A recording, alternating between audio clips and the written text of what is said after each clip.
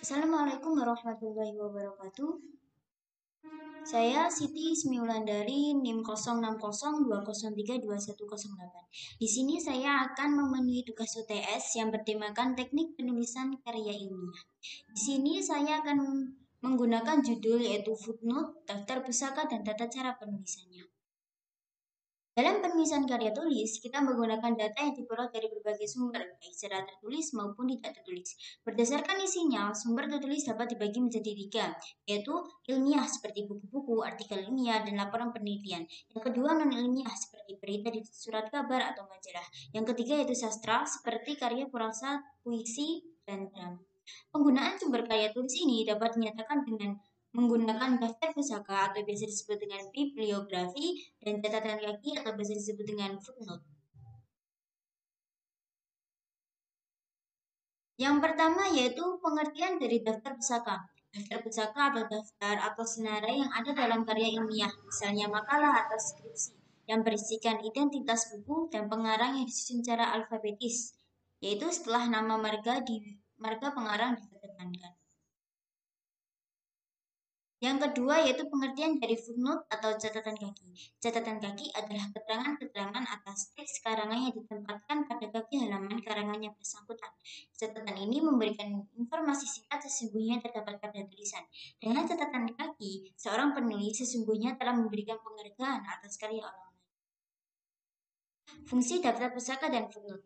Fungsi daftar pusaka yaitu menunjukkan bahwa tulisan itu ilmiah atau bersifat ilmu pengetahuan, menginformasikan bahwa karya ilmiah itu memiliki referensi dan akumulasi dari karya ilmiah terdahulu, merupakan alat kontrol pada landasan teoritis atau tinjauan pustaka.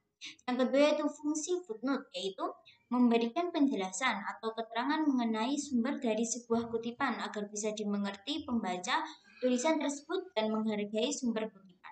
Memberitahu para pembaca bahwa ada referensi lain yang membicarakan topik tersebut. Cara penulisan footnote dan daftar pusaka.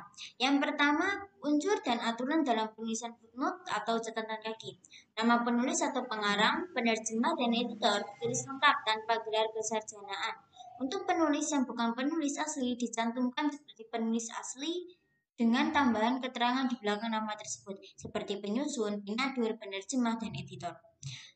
Yang kedua, jika sumber berupa buku, majalah, atau koran dan ditulis oleh 2 atau 3 orang, maka nama penulis tersebut ditulis semua.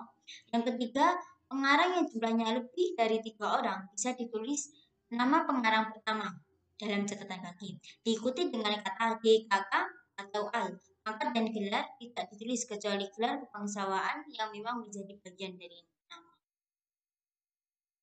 Yang keempat yaitu judul buku atau tulisan ditulis lengkap-lengkapnya. Huruf pertama judul dengan huruf kapital, kecuali kata sambung dan kata depan, itu ditulis miring. Jadi judul buku itu ditulis miring. Yang kelima yaitu tahun penerbitan. Tahun berapa sumber kutipan atau referensi diterbitkan atau dipublikasikan. Yang keenam yaitu nomor halaman dalam footnote. Nomor halaman disingkat dengan kata hal atau HLM. Kemudian diikuti dengan nomor halaman yang dikutip dengan salah satu ketukan. Istilah-istilah yang sering digunakan dalam catatan kaki yaitu yang pertama ibid, singkatan dari ibidan, artinya sama di atas. Yaitu untuk catatan kaki yang sumbernya sama dengan catatan kaki yang tepat di atasnya, maka ditulis dengan huruf besar, diikuti tanda koma, lalu nomor halaman. Seperti contoh, ibid, i-nya besar, dan tanda koma halaman 10. Yang kedua yaitu objek, singkatan dari opera citato, artinya dalam karya telah dikutip, yaitu ini digunakan catatan kaki dari sumber yang pernah dikutip tetapi sudah disisipi oleh catatan lain dari sumber yang lain. Seperti contoh, yaitu nama dengan format nama penulisan pengarang, objek, dan nomor halaman. Yang ketiga yaitu locit, singkatan dari loco citato, artinya tempat yang telah dikutip seperti di atas, tapi dari halaman yang sama. Urutan penulis nama tempat yang telah dikutip seperti di atas, tetapi dari halaman yang sama. Jadi ini tulis untuk halaman yang sama. Urutan penulisnya pengarang, nama urutan penulisnya yaitu pengarang, locit, dan tanpa nomor halaman. Unsur dan aturan penulisan daftar pusaka. Semua sumber dalam daftar pusaka ditulis dengan nama urutan, abjad huruf, atau nama pengarang setelah dibalik. Sumber yang berupa buku ditulis dengan urutan nama pengarang dengan dibalik. Tahun terbit, judul buku, kota tempat buku diterbitkan, nama penerbit, sumber yang berupa majalah atau surat kabar ditulis dengan urutan nama majalah atau surat kabar, tanggal, bulan, tahun, nomor edisi atau majalah, judul artikel, dan nomor halaman. Yang ketiga itu judul buku ditulis dengan huruf kapital, digaris bawahi atau dicetak miring atau dicetak tebal, jadi dipilih salah satunya.